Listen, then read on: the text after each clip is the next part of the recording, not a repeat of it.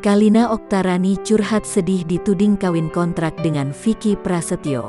Tak terima dibilang kawin kontrak, Kalina pun marah kepada netizen atas pernyataannya tersebut.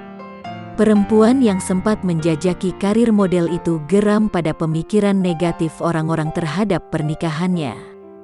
Dengan sumpah atas nama Tuhan saya, Allah, saya menikah karena berdasarkan sayang dan ketulusan, balas Kalina di kolom komentar. Selama ini saya diam UTK kalian yang mengatakan saya kontraklah, berakhir masa kontrak. Silahkan kalian berpikir sesuka hati kalian, tambahnya. Kalina menyebut bahwa dirinya bukan tipe manusia yang akan mempermainkan janji suci di hadapan Tuhan.